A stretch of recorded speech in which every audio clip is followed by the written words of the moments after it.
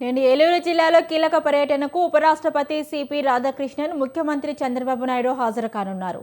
ఏలూరు జిల్లా ముసునూరులోని ఉపరాష్ట్రపతి CP రాధాకృష్ణన్కు CM Chandrababu స్వాగతం పలకనున్నారు. అనంతరం దేశంలోనే తొలిసారిగా అభివృద్ధి చేసిన non GMO popcorn maize hybrid విత్తనాన్ని ఇరువురు కలిసి ఆవిష్కరిస్తున్నారు. ఇక వ్యవసాయ రంగంలోని వినూత్న ఆవిష్కరణగా భావిస్తున్న ఈ నూతన పాప్కార్న్ సీడ్ రైతులకు అందుబాటులోకి తీసుకురానుంది. ఈ కార్యక్రమంతో ఏలూరు జిల్లా ముసునూరులో మరో కీలక వ్యవసాయ ఆవిష్కరణకు వేదిక కానుంది.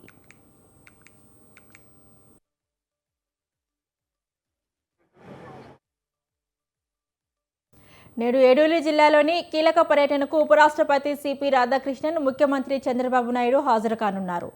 ఏలూరు జిల్లా ముసునూరులోని ఉపరాష్ట్రపతి సిపి రాధాకృష్ణన్కు సీఎం చంద్రబాబు స్వాగతం పలకనున్నారు. అనంతరం దేశంలోనే తొలిసారిగా అభివృద్ధి చేసిన non GMO popcorn maize hybrid విత్తనాన్ని ఇరువురు కలిసి ఆవిష్కరించనున్నారు. వ్యవసాయ రంగంలో వినూత్న ఆవిష్కరణగా భావిస్తున్న ఈ నూతన పాప్కార్న్ సీడ్ రైతులకు అందుబాటులోకి రానుంది. ఈ కార్యక్రమంలోని ఏలూరు జిల్లా ముసునూరు మరో కీలక వ్యవసాయ ఆవిష్కరణకు వేదిక కానుంది. ఇదే అంశానికి సంబంధించి మరింత సమాచారాన్ని మా ప్రతినిధి సంజయ్ అందిస్తారు. Sanjay, good morning Bhavani.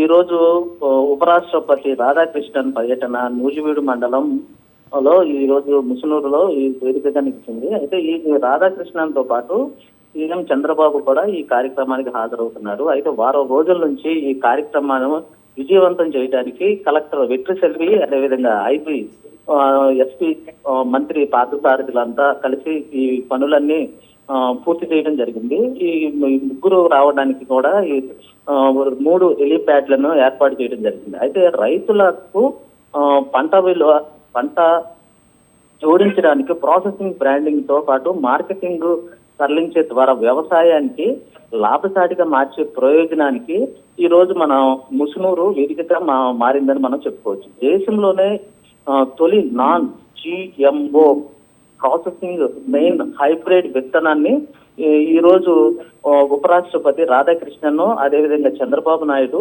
సంయుక్తంగా కలిసి ఈ విత్తనాన్ని ఆవిష్కరించనున్నారు. అదే ముసునూరు పాప్కార్న్ సంస్థ ఆధ్వర్యంలో ఈ కార్యక్రమం జరుగుతుంది. అయితే ఈ కార్యక్రమం ఈ ప్రాసెసింగ్ యూనిట్ ద్వారా అక్కడ ఉన్న రైతులకు ఈ విత్తనాన్ని అందజేయడం జరుగుతుంది. ఈ చుట్టుపక్కల నూజివీడు తదితర మండలాలతో పాటు దేశవ్యాప్తంగా ఈ మన విత్తనం అందజేయడం ద్వారా వీళ్ళు రైతులకు స్వయంగా వీళ్ళే ఈ విత్తనాన్ని అందజేయడంతో ఈ మొక్కజొన్న ప్రాసెసింగ్